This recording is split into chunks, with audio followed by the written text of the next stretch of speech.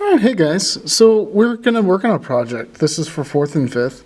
Um, this new project actually has something to do with something coming up in your other classes. That's gonna involve aliens and planets and worlds, things like new environments, and so I thought it'd be fun to try to teach you guys how to make an alien in Pixlr. And so just for a little bit of reference, there's all different kinds of aliens in pop culture. Nobody knows if they really exist or not. We've got things like E.T. from that movie, and I don't know if you guys remember Alf at all from the 80s and maybe the 70s. He was a funny character. I'm sure you know Yoda, little green guy from Star Wars.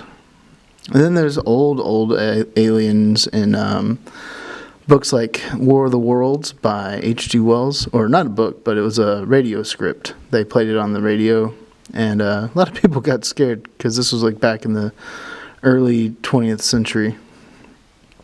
You got like some aliens in a movie like Close Encounters. They always have like these big eyes. I don't know what this is from. I think it's just in a museum. Big eyes, big heads, little mouths. Not sure why. Then you've got stuff like Toy Story. Cute little aliens. People seem to always think they're green. So what we're going to do is we're just going to I'm going to teach you how to make one.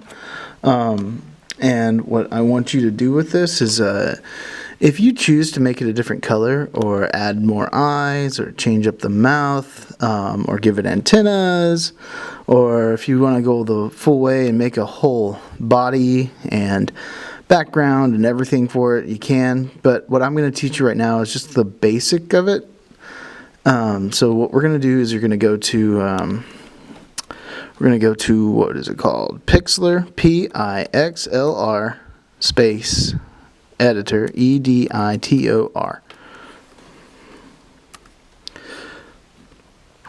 We're going to go to that link. And of these two, you're picking Pixlr E. Excuse me. And in Pixlr E, what we're going to do is we're going to go to Create New. And since we're just making the head, and I want to teach you a little bit more about how to use Pixlr and really manipulate it and stuff. First, type in your name, Nolan Mueller, and then type in the word alien, A-L-I-E-N. And what we're going to do for these dimensions, for your width and your height, we're going to change both of those to just be a 1,000 by 1,000 square. So that's 1,000 for the width and 1,000 for the height. You don't need to turn on your background. We're not going to have a background for this one for a certain reason, because we're going to turn this into a PNG file. Alright, so with this, we've got our workspace. And first thing, we've got our layers. Remember, you have layers over here. It's important today to pay attention to your layers. We don't want to see the history because we don't need it today. So we're just going to click that little negative button right there to make it go down and out of our sight. Okay, so what we're going to do first, we're actually going to make one shape and duplicate it a lot. So we're going to go to our Marquee, select, and then you're going to click on ellipse, and you'll open it up. Make a nice big ellipse. You don't want to do a little one. You want to do it nice and big, and you don't want to do it freehand. You actually, if you hold down the shift button, S-H-I-F-T, you can make a perfect circle. So hold down shift, drag and let go, and make a nice big perfect circle for this. The reason for the perfect circle is because we're going to use a gradient tool to fill it in. So the next thing you're going to do is come over here to the gradient tool, and you'll click it on, and you'll change it to radial, because we're going to fill this up as in a circular way. not the linear, if you remember the difference. So we're going to click on Radial after we clicked on Gradient. So we click Gradient, Radial. And this is where you can kind of choose your colors, but what I'm going to do is I'm going to have a light, a medium, and a dark value. So I click on this color right here, that tab, and I'm going to change that to a nice light green. Good, it's already on green. Great. You could pick a different hue, but I'm just doing green as an example. And I'm going to come over here to the middle, and when you click in the middle, it makes a new one.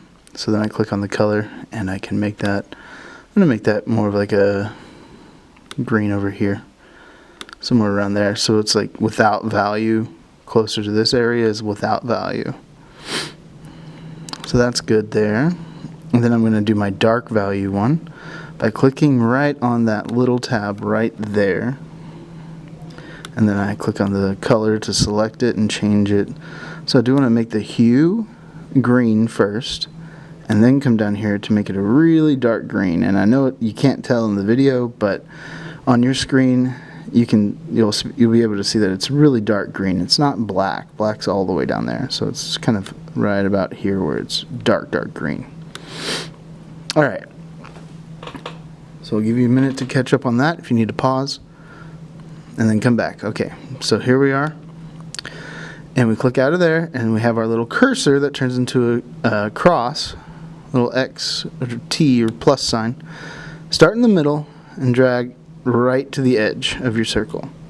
If you accidentally start off the middle and drag to the edge, it will be off. So you want to try your best to find in the middle and drag to the side. Okay? Alright, so once you do that, we've got our shape made, and we're going to use this shape lots of times. We're not going to make it again and again. We're just going to make it once and duplicate it. So what you can do now is you're going to go to Select and Deselect. That gets rid of your selection line. So now it should just be your circle. The next thing we're going to pay attention to is our layers. So what we're going to do is we're going to click on our layers on the 3 dots, and it brings up this little window, and you're going to duplicate that layer. So you still only see one, but you actually have 2 layers of it. Then what we're going to do, and if you don't understand what I mean, there's actually 2 layers here, and I could click on my Arrange tool to show you that we have 2 of them, but they're right on top of each other. Okay. So what I'm going to do next is I'm going to duplicate this so that I have 7 copies. So that's 1, 2, 3, 4, 5, whoops, 6, and 7. And actually, you know what? Let's go ahead and make 8 just in case you want to do something extra, so you have an extra one. Now, after I make all those, I'm going to uncheck each one. So, uncheck is where I uncheck each one with this little box. So the little box right there, you click on it. Oops, not like that. You just uncheck it. And I'm going to do that to every single one until I don't see them anymore. So they're all identical, so if you have one up, it's going to look like they're all still there. But there, now I've unchecked all of them. Okay, so now that I've unchecked them all, I'm going to start with this one way down here on the bottom. And I'm going to turn it back on by checking the box. Now that that's there, what we're going to have to do, this is kind of a new tool. You're going to go to Edit, up here at the top. See where I am? Up here, Edit, EDIT. Click on Edit, and click on Free Distort. And what we're going to do is we're going to kind of shrink in the chin.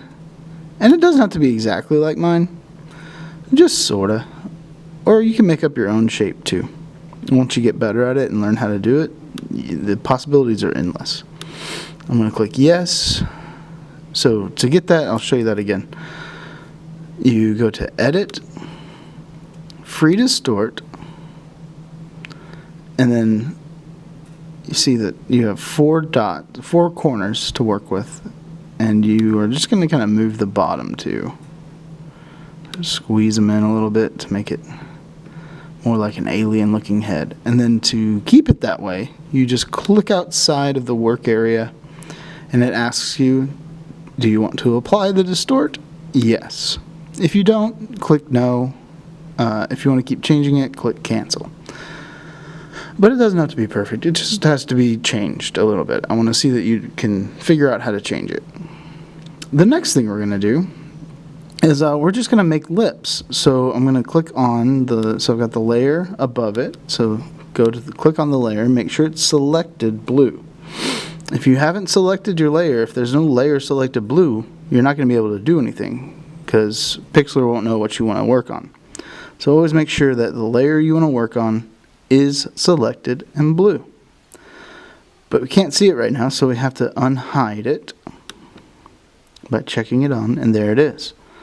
And our other one's right behind it. So what we're going to do with this is we're going to do the Edit, Free Distort again, and this time, oops, hold on, let me get rid of that add. So Free Distort this time, I have to go back and, oops, go to Edit, Free Distort. This time I'm going to make kind of a diamond shape, so it's changing it to a diamond or a rhombus by pulling one down, two kind of evenly high, and then one at the top. And by turning it like that, I can actually make it more like a lip.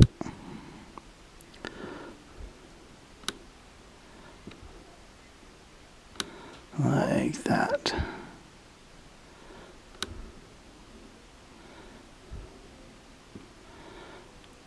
Okay, so you want to kind of make like a diamond shape out of those. You can click them and drag them all over the page. You can put it over there, put it over here. You can make it look like a Pringles chip. But I just want you guys to try to do it like this for right now. Just making one bottom lip. When you like your shape, click outside of it and click yes. And then we're going to turn on the next layer. So we're going to go up above this one, click on the one above it, and check it on. And then we're going to do the same thing. We're going to go to Edit, Free Distort, and move all these corners into a rhombus diamond-like shape. And you can also click in the middle and move it to make sure you put it in the right position. Shrink them down, make them whatever size you want, as long as you're showing me that you know how to manipulate it. Alright, so I like that one. I'm going to leave it there. Click yes. And if you need to pause and work on this, go ahead and pause the video so you can catch up.